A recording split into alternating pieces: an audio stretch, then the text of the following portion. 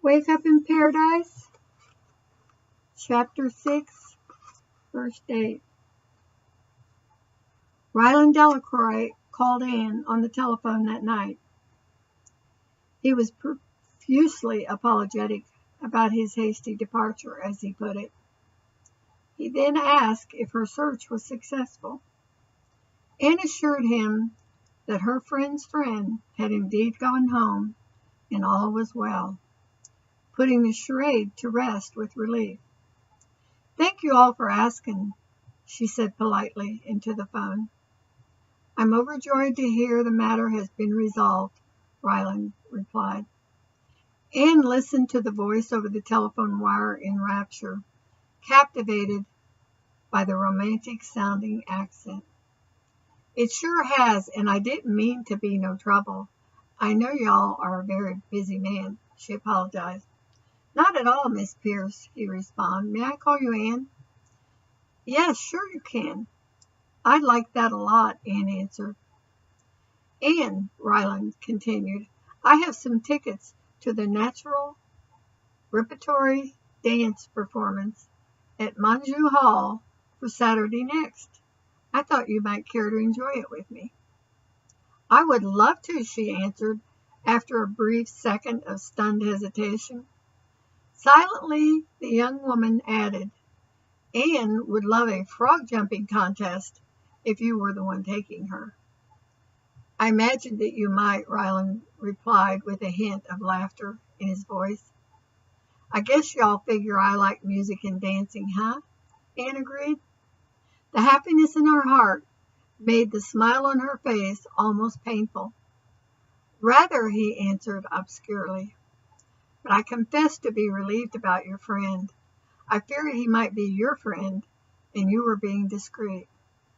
"No," Anne answered, her euphoria suddenly evaporating. "He's definitely not my friend." "Splendid. Then that's all sorted out," Ryland responded heartily.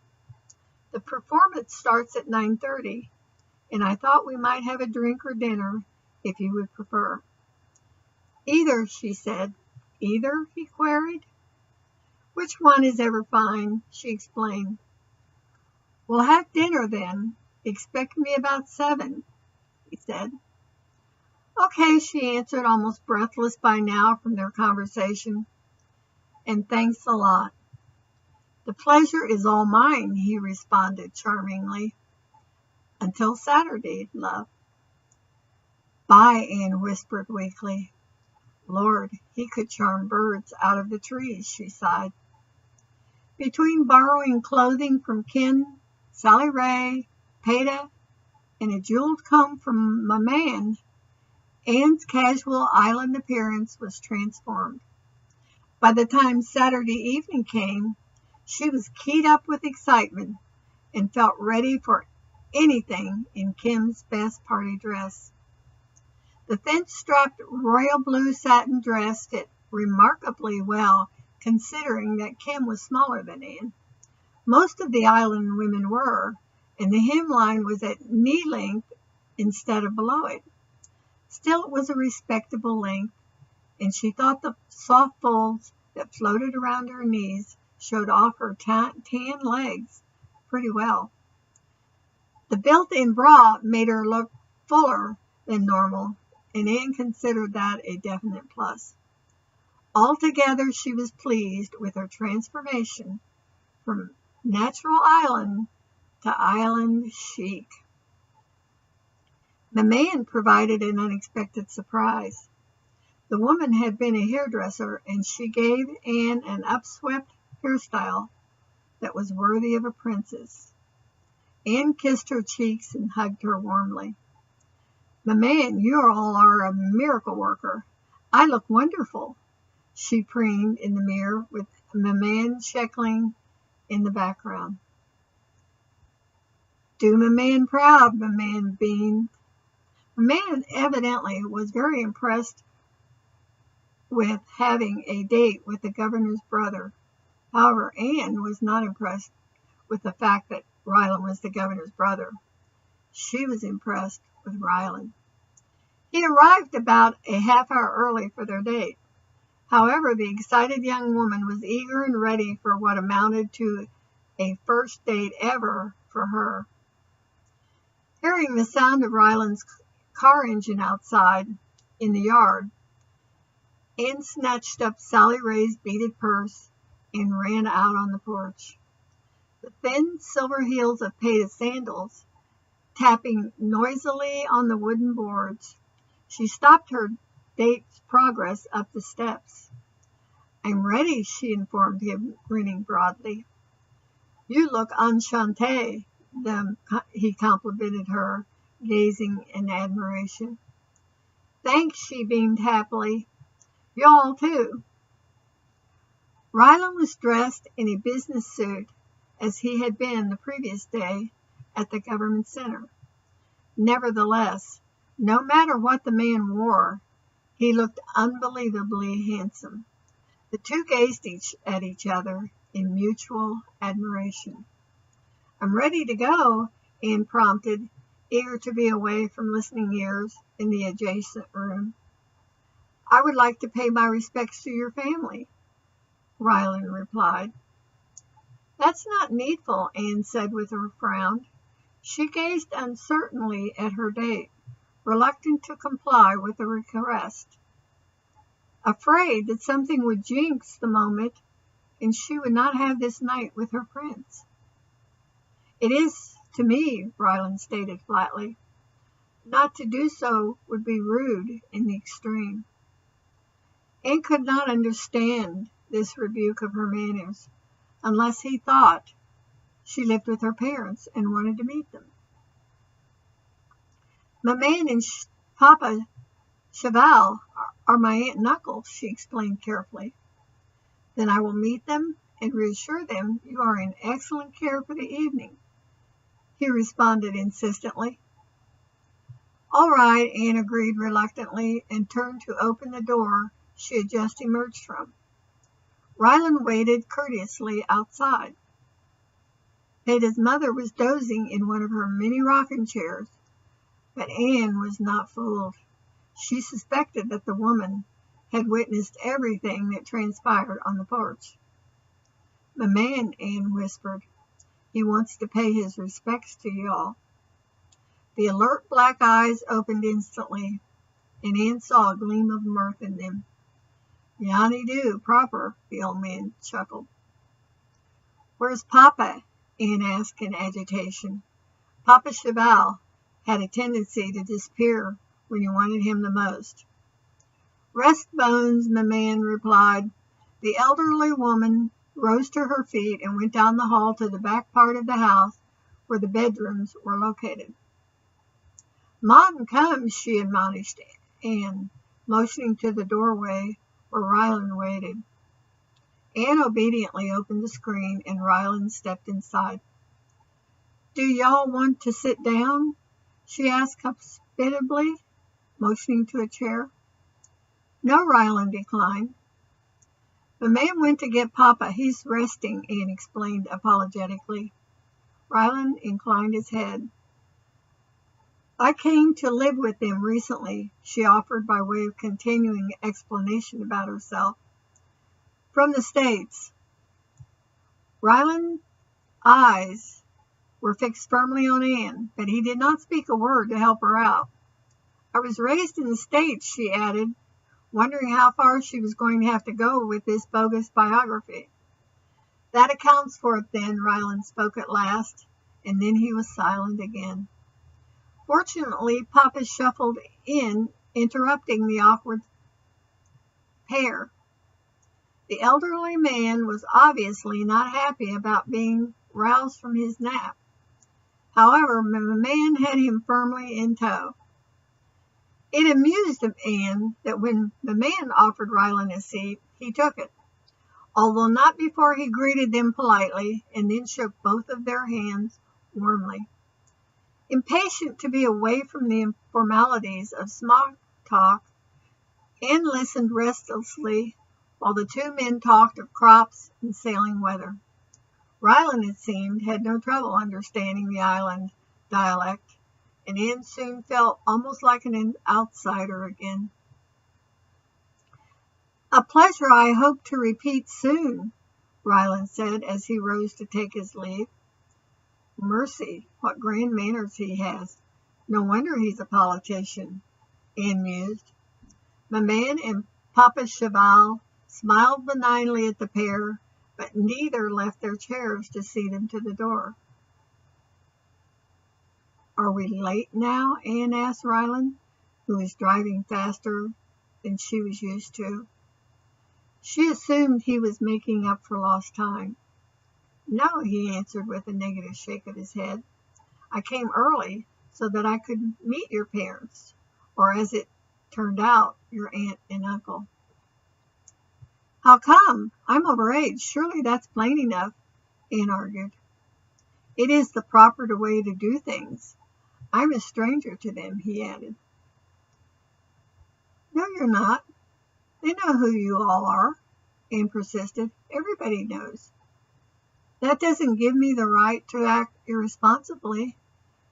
In fact, it makes it all the more incumbent on me to behave in a proper manner, Ryland retaliated firmly. Oh, Lord, Anne complained. Are y'all always this stuffy? There are rules in society, Anne, that cannot be ignored, Ryland said with a stern voice. The native-born islanders here have their own rules of behavior. I don't want there to be any misunderstanding that my intentions are less than respectful, and I want our association to be pleasant. It's important that your family accept me. Why? She asked, becoming confused. I'm a government official, and you're an islander. They sometimes don't socialize amicably together, he explained patiently. And why ask me out? Anne questioned, because now she was truly puzzled.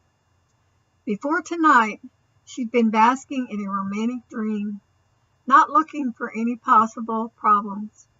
Somewhere in her past, she had been told that you never look a gift horse in the mouth, and that was what she was doing, just accepting all the wonderful gifts she was receiving lately. Truthfully, I didn't know you were a native, Ryland replied soberly. I'm not, Anne stated firmly. No? He queried. The tone indicated that the man did not believe her avowal, and she could not blame him, because she had spent months making herself look like an islander so that she could blend in. Unfortunately, now it seemed as if her deception was ending any chance that she could spend time with this wonderful man.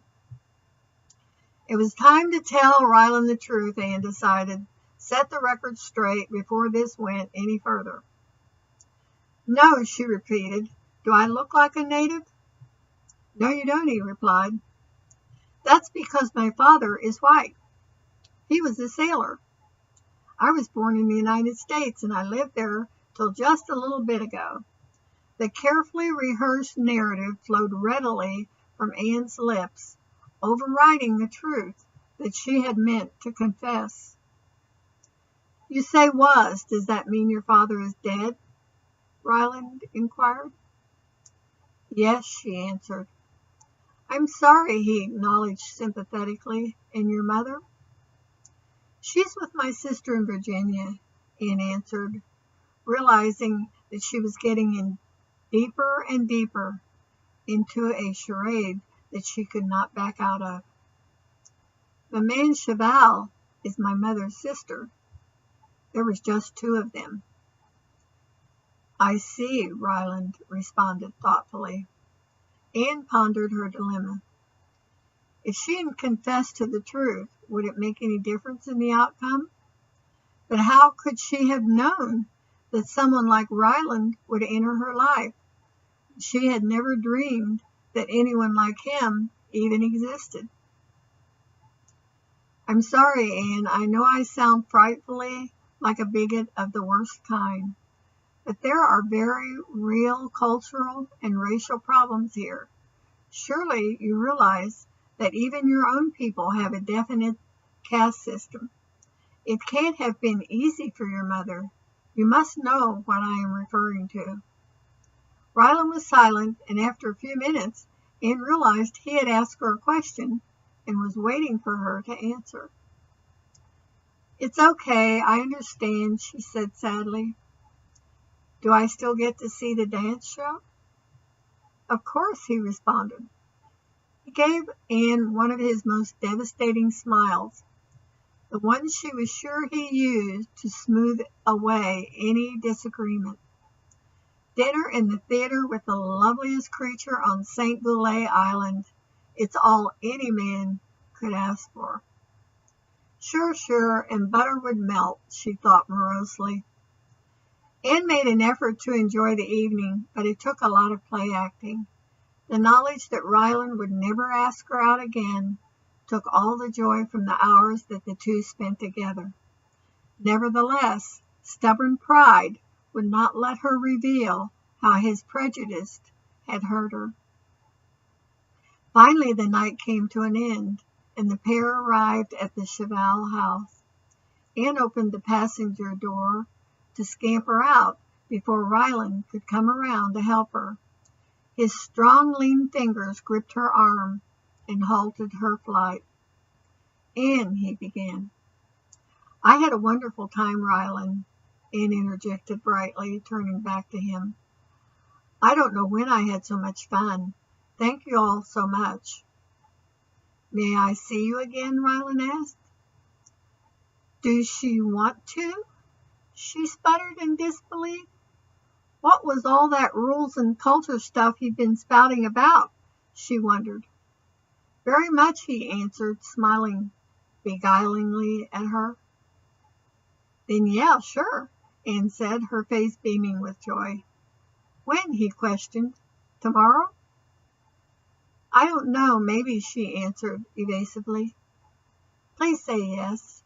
We'll do whatever your heart's desire is," he persisted. "Anything I want?" she questioned. "On my honor," Ryland replied, raising his hand as if swearing in court. "Okay," Anne agreed, grinning broadly at the gesture. "What time?" "Your humble servant." "Is 7:30 too early?" The man salamied with a slight bow and dramatic hand gestures. Anne bubbled over with a gleeful sound of tinkling laughter at his antics. 7:30, yes, she agreed, and then paused just before closing the door with one last request. "Ryland?" "Yes," he responded. "Don't dress up," she commanded. "I will do anything that makes you happy," Ryland replied in a husky tone. "I want to hear more of that delightful giggle that I heard not a minute past."